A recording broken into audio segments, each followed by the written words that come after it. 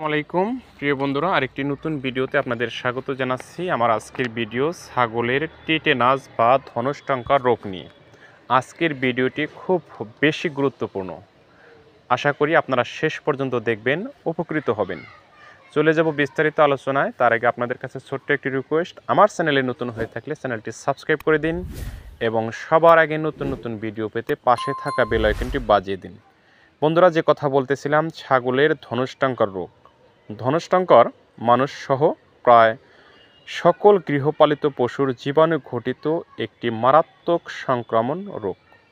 এ রোগে দাঁত কপাটি বা চোয়াল কপাটি লেগে যায়, তাই এ রোগকে লক জ রোগ বলা হয়। কারণ ক্লাস্ট্রিডিয়াম টেটানি জীবাণু দ্বারা সৃষ্ট টক্সিন এ রোগের কারণ। সংক্রমণ প্রধানত দুর্ঘটনাজনিত আঘাত, বাচ্চা প্রসব, অস্ত্রোপচার, খোঁজা করা অর্থাৎ খাসিকরণের পর ক্ষতের মাধ্যমে এ জীবাণু সংক্রমিত হয়। রোগের লক্ষণ সাধারণত এ রোগের সুপ্তিকাল 1 থেকে 3 সপ্তাহ, তবে অনেক সময় কয়েক মাস পর্যন্ত দেখা যায়।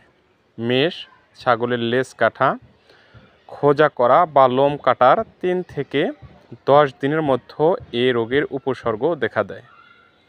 রোগের প্রথম দিকে দেহের বিভিন্ন অংশের মাংসপেশি শক্ত হয়, মাড়ির মাংসপেশি শক্ত হয়ে যায় বা শক্ত হয়ে যাওয়ার ফলে দাঁত কপাটি লাগে, তাই এ রোগকে লকজা বলা হয়।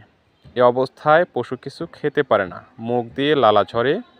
পশুর মাংসপেশি শক্ত হওয়ার সাথে সাথে পেশির কম্পন ও খিঁচুনি দেখা দেয়। ঘাড় ও পায়ের মাংসপেশি শক্ত হবার ফলে পশু কাঠের মতো দাঁড়িয়ে থাকে এবং পড়ে গেলে নিজের থেকে উঠে দাঁড়াতে পারে না। যে কোনো শব্দ শুনলে চমকে ওঠে, এতে মাংসপেশি শক্ত ও সংকোচন হওয়া বৃদ্ধি পায়। পেট চিপা হয়ে পিঠের সাথে আটকে আসতে চায়, শেষে শ্বাসরোধ হয়ে পশু মৃত্যুবরণ করে। রোগের প্রথম পর্যায়ে দেহের তাপমাত্রা স্বাভাবিক থাকে, কিন্তু শেষ অবস্থায় মাংসপেশি ক্রমাগত সংকোচন ও শক্ত হবার ফলে দেহের তাপমাত্রা বৃদ্ধি পায় 160 ডিগ্রি ফরেনহাইট, যা মৃত্যুর পরও পরিলক্ষিত হয়। এ রোগে গরু ও ঘোড়া 5 থেকে 10 দিন এবং মেষ 3 থেকে 4 দিনের মধ্যে মারা যায়।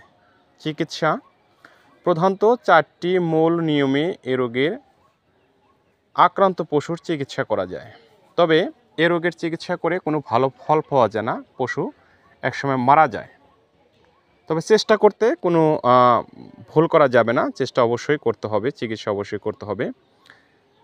রোগ সৃষ্টিকারী জীবাণু ধ্বংস করে এ রোগের জন্য চিকিৎসা করা যায়। রোগ সৃষ্টিকারী জীবাণু ধ্বংস করে এ রোগের চিকিৎসা করা যায়। যদি দেহে ক্ষত পাওয়া যায়, তবে ক্ষতের মধ্যে অ্যান্টিটিটেনাস সিরাম দিয়ে ক্ষতের টক্সিন বিনষ্ট করতে হবে, অতঃপর হাইড্রোজেন পারক্সাইড বা অন্য কোনো জীবাণুনাশক ঔষধ দিয়ে ক্ষত স্থান সম্পূর্ণরূপে পরিষ্কার করে সরাসরি, মনে রাখবেন, সরাসরি পেনিসিলিন গ্রুপের ইনজেকশন দিতে হবে। প্রথমে অ্যান্টিটিটেনাস সিরাম প্রয়োগ না করে, মনে রাখবেন, প্রথমে অ্যান্টিটিটেনাস সিরাম প্রয়োগ না করে শুধুমাত্র হাইড্রোজেন পারক্সাইড ও পেনিসিলিন প্রয়োগে ক্ষতের টক্সিন শোষিত হয়। প্রয়োজনে শিরায় ডেক্সাডোজ স্যালাইন দিতে হবে এবং স্টমাক টিউবের সাহায্যে খাওয়াতে হবে। পশুকে অন্ধকার ঘরে ও নির্জন স্থানে রাখতে হবে, যাতে কোনো উপদ্রব্য পশুর উত্তেজনা সৃষ্টি করতে না পারে। প্রয়োজনে ঢোস দিয়ে পায়খানা ও ক্যাথেটার দিয়ে প্রস্রাব করাতে হবে। বন্ধুরা, ভালো থাকবেন, সুস্থ থাকবেন। আপনার খামারের সুস্থতার জন্য নিয়মিত কীটনাশক ওষুধ খাওয়াবেন, টিকা বীজ ব্যবহার করবেন। অসুস্থ হলে সুস্থ পশু থেকে আলাদা রেখে যথাযথভাবে চিকিৎসা নেবেন। চিকিৎসার জন্য যোগাযোগ করুন আপনার নিকটস্থ উপজেলা প্রাণী সম্পদ দপ্তর ও ভেটেরিনারি হাসপাতালে। ভালো থাকবেন, আল্লাহ হাফেজ।